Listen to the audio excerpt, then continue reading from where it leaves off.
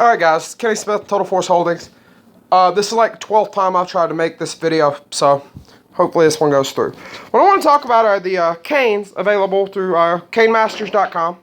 I know Grandmaster Mark Shuey. He's a hell of a guy, hell of a martial artist. Does a lot of great things. He's got a lot of good stuff going on. So, go look up Cane Masters, Grandmaster Mark Shuey on Facebook. Give him a like. Yeah, great guy. And check his website out, especially after you watch this video. I've got another video coming on how to use these as an impact weapon, so we're not getting any techniques today. We're going to highlight the advantages of a cane.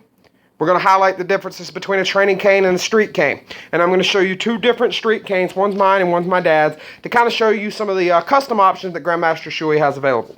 First, let's start with the advantages of a cane. And for that, we're going to use my training cane, which is the least nasty, least weaponized version of the cane that I have present.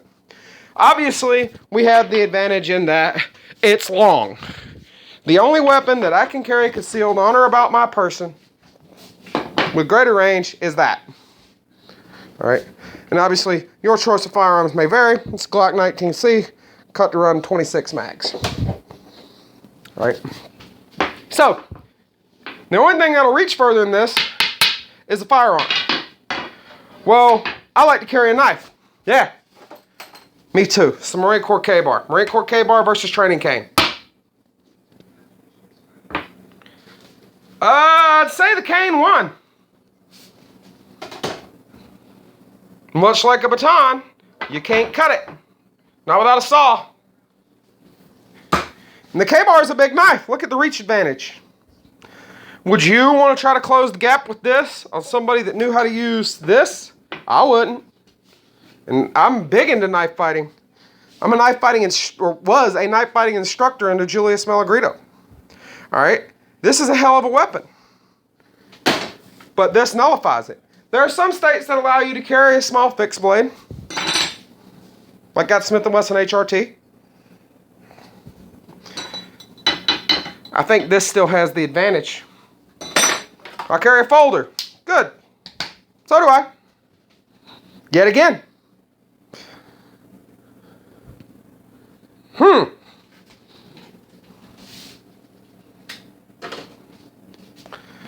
I carry an asp baton.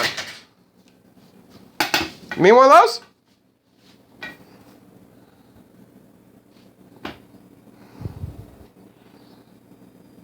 Okay.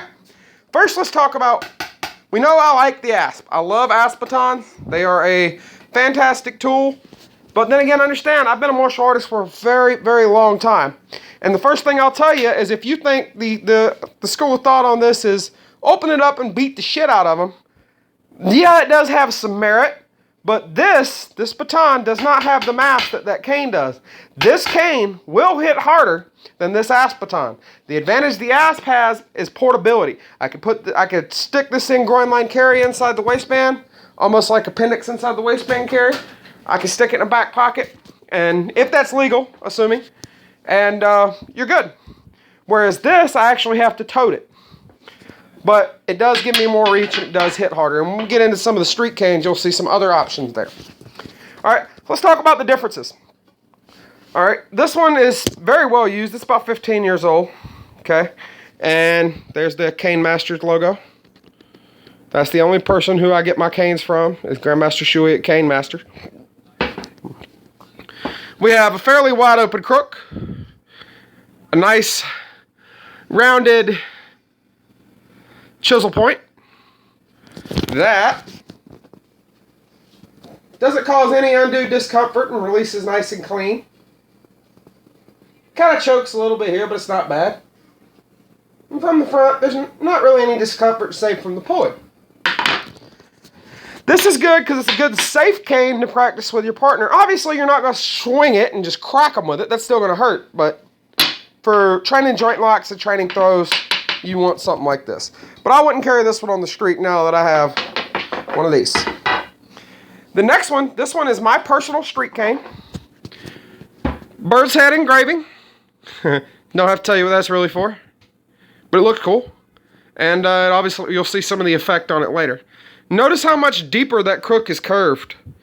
All right, this gives you a much better lock when you grab stuff, and we'll show that in a minute. I've got gripping surfaces that go all the way around the cane at the top and the bottom of the shaft. Do note that mine is a round shaft. You'll see one that's not round shortly.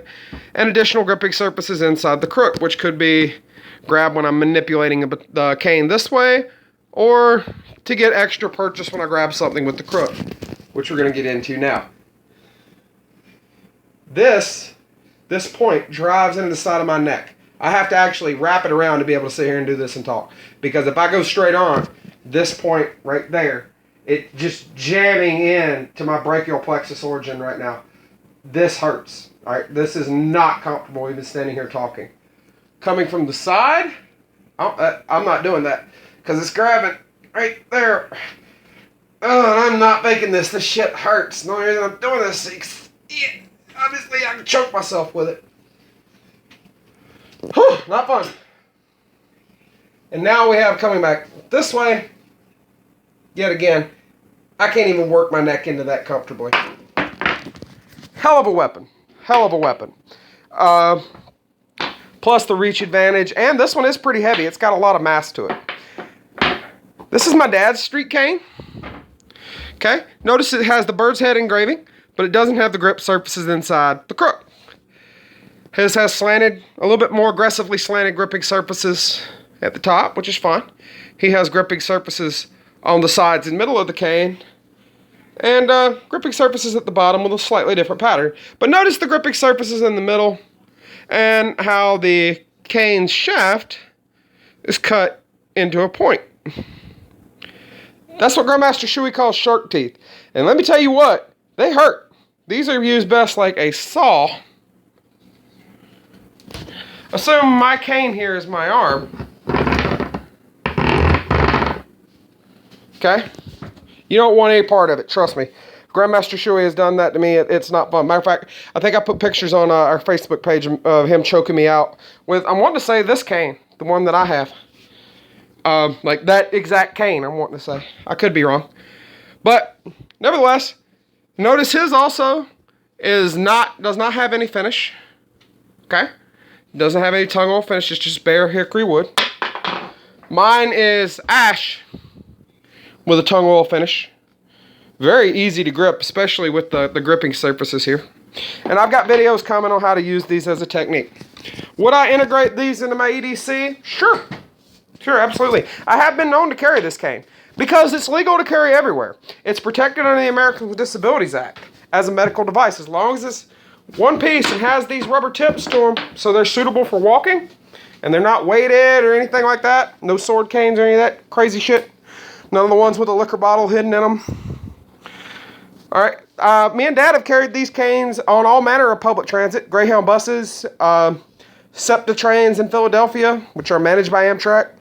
We took the Amtrak in the Amtrak station to get on the SEPTA train. So, all over Atlantic City, New Jersey, which New Jersey is like New York. It's got very draconian weapons laws. These are fine. I mean, we've carried them all over. Planes, I've carried this one in courthouses. They're awesome tools just because you can carry them absolutely anywhere. So, if you were looking to build an EDC with a cane, and I've got an assortment of kit here that I think would make a good foundation. Yes, I think you should still be carrying a folding knife. Yes, I think you should still be carrying a reliable, easily concealable handgun. If you're carrying a handgun, a good flashlight and a reload are required. Especially if you ask me. Why? Because I used to be a criminal. I know for a fact not all criminals get the message that's supposed to go down when you shoot them. I think a second folder carried on the other side of the body, like this 511 Karambit, is a very good idea. You should always have some form of less than lethal device.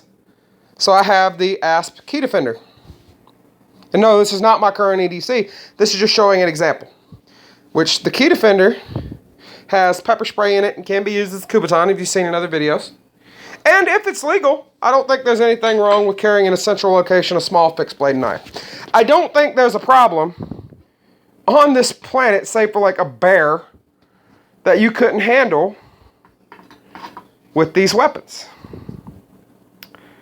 I just don't think there's a problem that these wouldn't solve.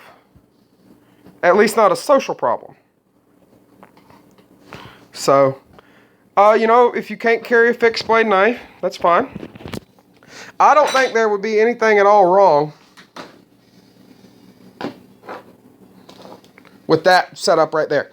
Because think about it. You've got an extremely close contact weapon, a verified less than lethal weapon in the form of pepper spray, an illumination device, an edged weapon, a medium range weapon that's an impact weapon and can be used as an apprehension tool if needed, a firearm, and spare ammunition. I can't think of too many problems that couldn't be handled with that setup. So, give the cane a good solid look. Learn how to use them. I mean, you can contact us. We're working to develop a program, just a quick 1-2 day introduction to it. That way, if you don't have time to go through the full Canemasters program, you know, you're going to get, which is nowhere near going to be as detailed, but it'll cover some things on it. And I am very seriously considering becoming a Canemasters instructor and teaching the whole program. I'll have to get up with Grandmaster Shuey about that. I've got his first 2 DVDs actually in the living room right now. They're actually my dad's, but me and him are going to train it together, so no, it doesn't really matter there. But if you could think of another option for the cane for EDC, give me a holler. I'll be more than happy to entertain your questions, comments, concerns, bitches, moans, groans, complaints, gripes. Well, not so much the last. I'm not big on bitches, moans, groans, gripes, and complaints. Go somewhere else for that. If you want sympathy from me, it's in the dictionary between shit and syphilis.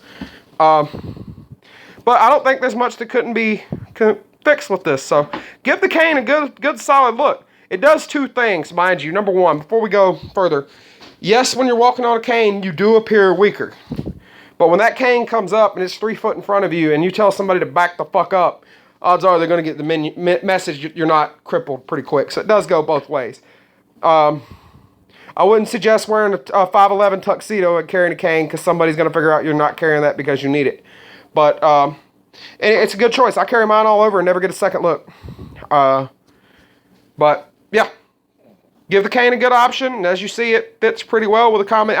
One reload, a flashlight, a folding knife, some form of pepper spray on the keys, I don't think is too different from most of the gun world's actual everyday carry. Mine's a little bit heavier.